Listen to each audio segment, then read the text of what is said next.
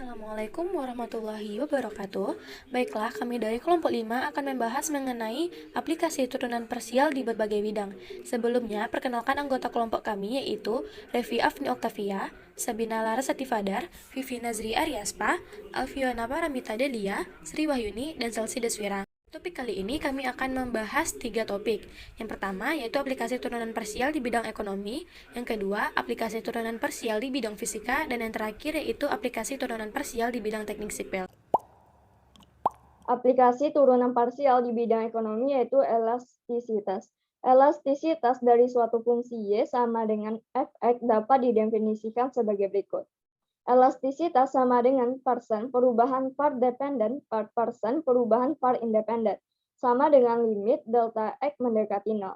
Dalam kurung delta Y per dalam kurung delta X per X, sama dengan delta Y per delta X dikali X per Y, sama dengan dot Y per dot X dikali X per Y, sama dengan Y absen dikali X per Y. Berarti bahwa elastisitas Y sama dengan Fx merupakan limit dari rasio antara perubahan relatif dalam Y terhadap perubahan relatif dalam X. Untuk perubahan X yang sangat kecil atau mendekati 0. Dengan kata lain, elastisitas Y terhadap X dapat juga dikatakan sebagai rasio antara persentase perubahan Y terhadap persentase perubahan X. Satu yaitu elastisitas permintaan, menunjukkan besarnya perubahan jumlah barang yang diminta disebabkan karena adanya perubahan harga. Jadi merupakan rasio antara persentase perubahan jumlah barang yang diminta terhadap persentase perubahan harga. Jika fungsi permintaan dinyatakan dengan Q kurang Fp, maka elastisitas permintaan sama dengan persen Q persen delta QD per persen delta P, sama dengan limit delta P mendekati 0 dalam kurung delta QD per QD per dalam kurung delta P per P, sama dengan delta QD per delta P dikali P per QD, sama dengan dot QD per dot P dikali P per QD, sama dengan QD absen dikali P per QD. Permintaan akan suatu barang dikatakan bersifat elastis apabila elastisitas permintaan lebih besar dari 1, yang artinya jika harga barang berubah sebesar persentase tertentu, maka jumlah barang yang diminta akan berubah secara berlawanan arah dengan persentase yang lebih besar daripada persentase perubahan harganya. Dikatakan unitary elastis apabila elastisitas permintaan sama dengan 1, yang artinya jika harga barang berubah sebesar persentase tertentu, maka jumlah barang yang diminta akan berubah secara berlawanan arah dengan persentase yang sama besar daripada persentase perubahan harganya.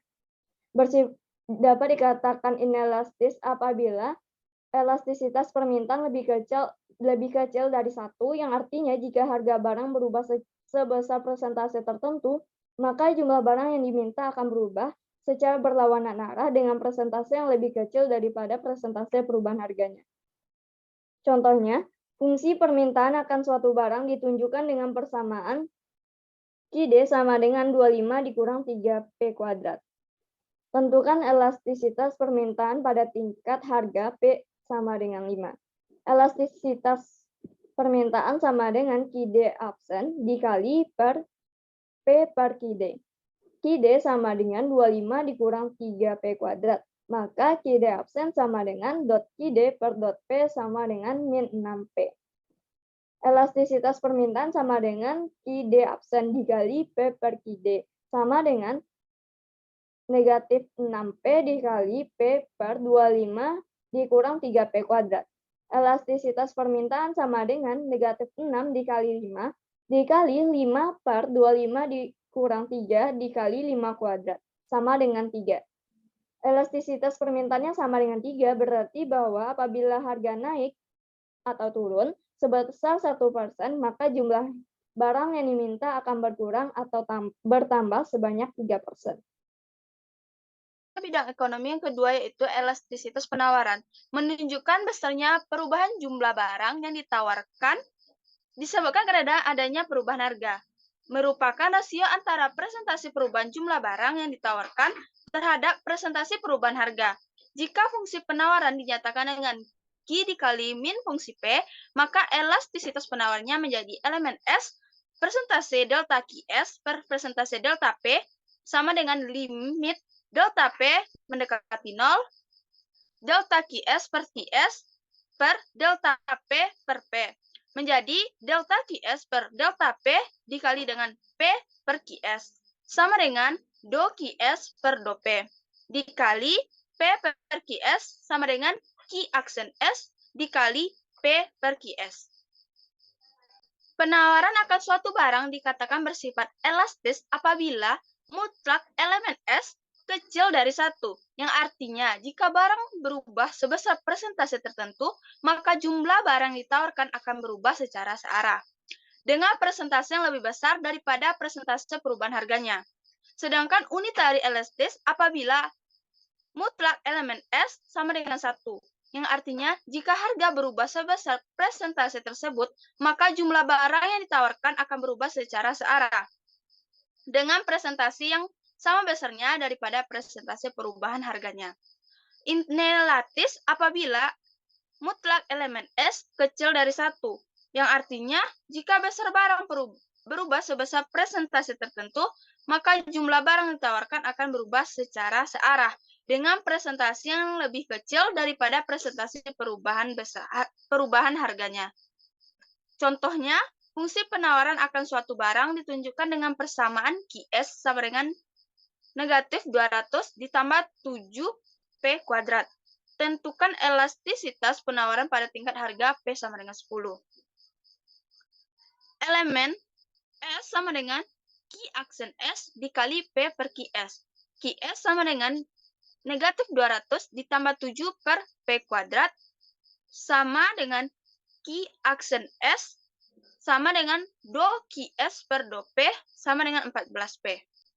Elemen S sama dengan Q aksen S dikali P per Qs sama dengan 14P dikali P per min 200 ditambah 7P kuadrat.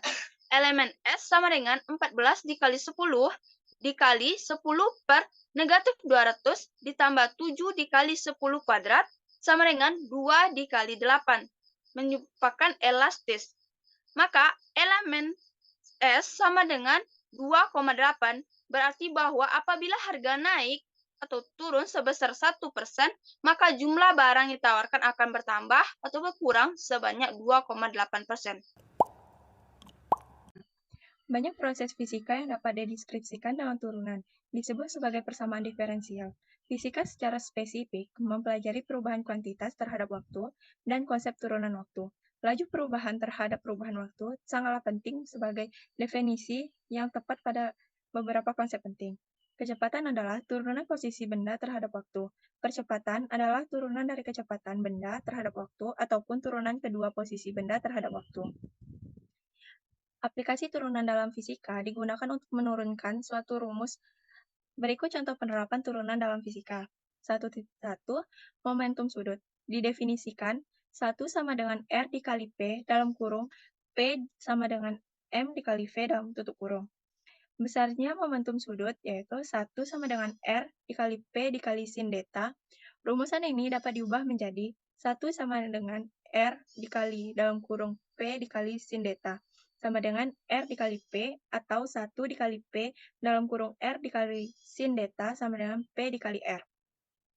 Dari definisi momentum sudut 1 sama dengan R dikali P, bila diferensialkan diperoleh dl per dt sama dengan d sama dalam kurung R dikali P per dt sama dengan dalam kurung R dikali dp per dt ditambah dalam kurung R per dt dikali P sama dengan dalam kurung R dikali F ditambah dalam kurung P dikali M dikali V, maka yaitu didapat L per dt sama dengan torsi, atau dp per dt sama dengan P. Selanjutnya 1.2 yaitu torsi. Sebuah benda berotasi dengan sumbu putar adalah sumbu Z. Sebuah gaya F bekerja pada salah satu partikel di titik P pada benda tersebut. Torsi yang bekerja pada partikel tersebut adalah torsi sama dengan R dikali V. Arah torsi searah dengan sumbu Z setelah selang waktu dt. Partikel telah berputar menempuh sudut d theta. Dan jarak yang ditempuh partikel yaitu ds, di mana ds sama dengan R dikali d theta. Usaha yang dilakukan gaya untuk bergerak rotasi ini yaitu dW sama dengan F dikali ds sama dengan F dikali cos gamma ds sama dengan dalam kurung F dikali cos gamma dikali dalam kurung R dikali deta d deta, maka yaitu dW sama dengan torsi dikali d deta atau dW sama dengan F dikali ds. Baik, selanjutnya laju usaha yang dilakukan adalah dW per dt sama dengan torsi d theta per dt, di mana P sama dengan torsi dikali omega, atau P sama dengan F dikali dengan P. Untuk benda yang benar-benar tegar, tidak ada disipasi tenaga, sehingga laju yang dilakukannya usaha pada benda tegar tersebut sama dengan laju pertumbuhan tenaga kinetik rotasinya. Bisa dituliskan dengan dW per dt sama dengan dk per dt, di mana dW per dt sama dengan d dikali dengan setengah dikali inersia omega kuadrat per dt, di mana torsi dikali omega sama dengan setengah I d omega kuadrat per dt, di mana torsi dikali omega sama dengan I dikali dengan omega d omega per dt, sama dengan T sama dengan torsi dikali omega sama dengan I dikali omega dikali alfa, maka dapat disimpulkan bahwa torsi sama dengan inersianya dikali dengan alfa atau F sama dengan M dikali dengan A. Untuk memahaminya, mari kita perhatikan contoh soal berikut. Posisi partikel ditunjukkan oleh persamaan S, Ft sama dengan T pangkat 3 dikurang 6T kuadrat ditambah 9T, di mana T dalam detik dan S dalam meter. Tentukan yang A, kecepatan pada waktu T, yang B, kecepatan setelah 2 detik, yang C, partikel berhenti, dan D, kapan partikel bergerak maju. Nah, untuk jawaban yang pertama, yang A, fungsi kecepatan adalah turunan dari fungsi posisinya, sehingga S sama dengan Ft sama dengan T pangkat 3 dikurang 6T kuadrat ditambah 9T, Pt-nya sama dengan 3, T kuadrat dikurang 12T ditambah 9. Untuk kecepatan setelah 2 detik, bermakna sebagai kecepatan saat T sama dengan 2, maka Pt sama dengan 3T kuadrat dikurang 12T ditambah 9, maka kita masukkan 2 untuk mengganti T-nya, sehingga diperoleh 3 dikali 2 kuadrat dikurang 12 dikali 2 ditambah 9, sehingga diperoleh T selama 2 detik itu adalah negatif 3 meter per dt. Nah, untuk C-nya, partikel berhenti jika Vt sama dengan 0. Sehingga kita masukkan Vt sama dengan 3T kuadrat dikurang 12T ditambah 9 sama dengan 0. Di mana 3T kuadrat dikurang 12T sama dengan 9 itu dapat kita tuliskan menjadi 3. Kita keluarkan angka 3-nya. T kuadrat dikurang 4T ditambah 3.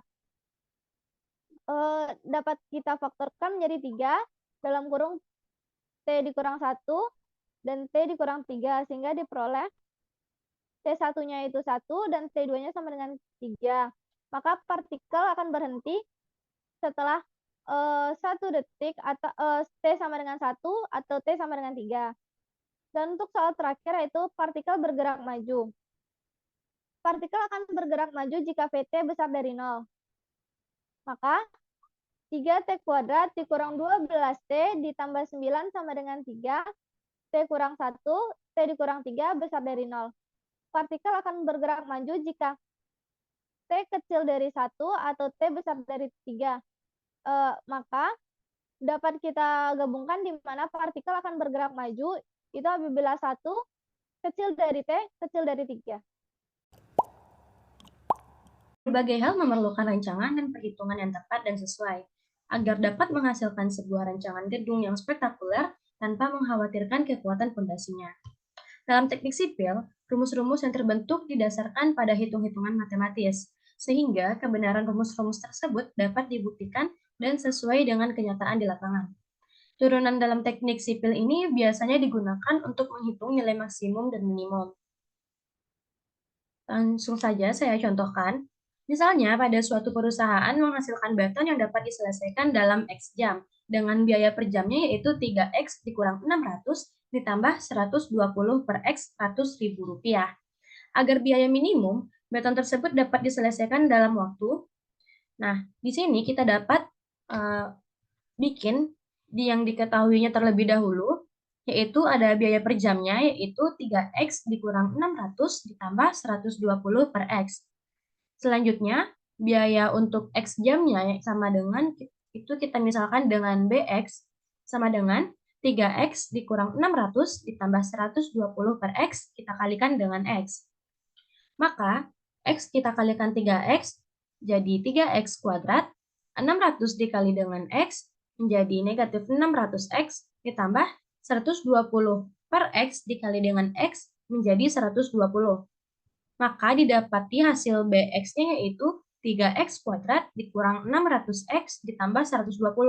Maka persamaan ini kita turunkan menjadi 6X dikurang 600. Lalu untuk biaya minimumnya yaitu B aksen X kita misalkan sama dengan 0. Maka B aksen X tadi didapati yaitu 6X dikurang 600 sama dengan 0. Maka X sama dengan 100. Jadi, agar biaya minimum beton tersebut dapat diselesaikan dalam waktu 100 jam.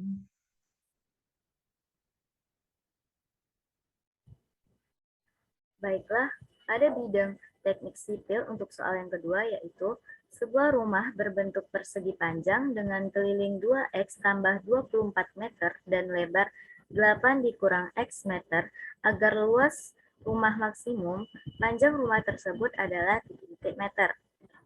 Yang pertama yaitu kita menentukan panjang rumah tersebut dengan menggunakan keliling dan lebarnya. Dengan keliling sama dengan 2 dikali P tambah L. Dengan keliling 2X tambah 24 sama dengan 2 dikali P tambah 8 dikurang X. Maka P sama dengan 2X tambah 4. Kemudian kita akan nyatakan luas dari persegi panjang itu dengan fungsi terhadap variabel X. Dengan Lx sama dengan panjang kali lebar. Dengan panjang 2X tambah 4 dikali 8 dikurang X. Sama dengan negatif 2X kuadrat ditambah 12X tambah 32. Sehingga luas akan maksimum saat L aksen X sama dengan 0. Sehingga L aksen X sama dengan 0 dengan luas negatif 4X ditambah 12 sama dengan 0. 4X sama dengan 12, maka diperoleh nilai X sama dengan 3. Karena kan kita sudah mengetahui variabel X itu dengan nilai 3, sehingga diperoleh P sama dengan 2X tambah 4, P sama dengan 2 dikali 3 ditambah 4 sama dengan P sama dengan 10. Jadi panjang rumah tersebut adalah 10 meter.